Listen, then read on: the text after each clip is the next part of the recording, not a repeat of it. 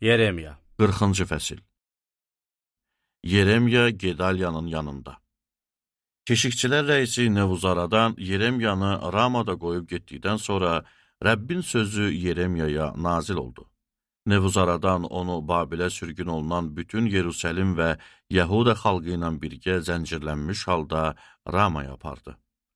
Keşikçilər rəisi Yeremiyanı tapıb ona dedi: "Bu yerin başına Allahın Rəbb bu bəlanı gətirəcəyini söylədi." Sonra da onu yerinə yetirib dediyi kimi elədi.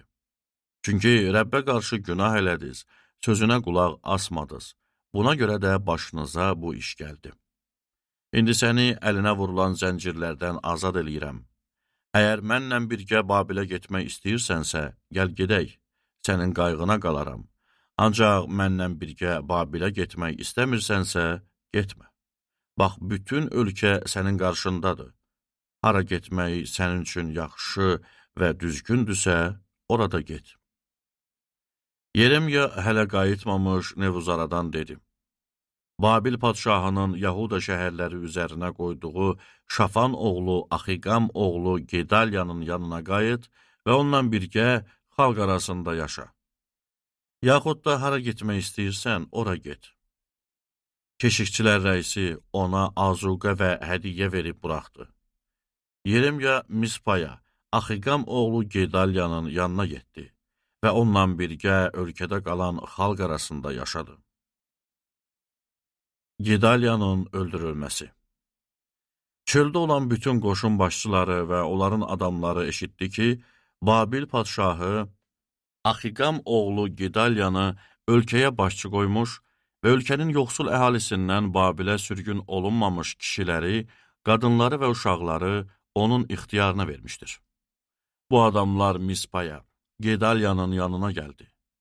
Netanya oğlu İsmail, Qareahın oğulları Yoxanan və Yonatan, Tanxumet oğlu Seraya, Netofalı Efayın oğulları, Maakalonun oğlu Yezanya və onların adamları. Şafan oğlu Axiqam oğlu Gedalya onlara və öz adamlarına and içib dedi: Xaldeylilərə qulluq eləməkdən qorxmayın. Ölkədə qalıb Babil padşahına qulluq eləyin, sizin üçün yaxşı olar. Mənə gəlincə, bizim yanımıza gələcək xaldeylilərin qabağında sizi təmsil eləmək üçün Mispata qalacağam. Ancaq siz şərab, yay meyvələri və zeytun yağı yığıb qablarınıza doldurun və aldığınız şəhərlərdə yaşayın. Muavda Amonlular arasında, Edomda və başqa ölkələrdə olan bütün Yahudilər Babil padşahının Yahudada müəyyən sayda əhali saxladığını və Şafan oğlu Axiqam oğlu Gedalyanı onlara başçı qoyduğunu eşitdi. Yahudilərin hamısı sürgün olunduqları bütün yerlərdən qayıtdı. Yahuda torpağına, Mispada olan Gedalyanın yanına gəldilər.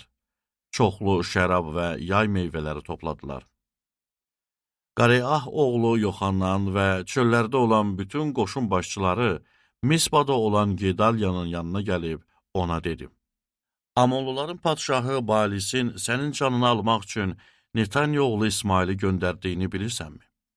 Ancaq Axiqam oğlu Gedalya onlara inanmadı.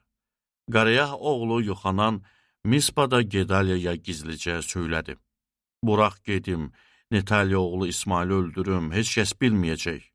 Ne üçün o səni öldürsün və ətrafına yığılmış bütün Yahudilər dağılsın, Yahudadan sağ qalanlar da məhv olsun. Ancaq Axiqam oğlu Gedalya, Qareah oğlu Yoxanana dedi: Bu işi eləmə, çünki İsmail barəsində yalan danışırsan.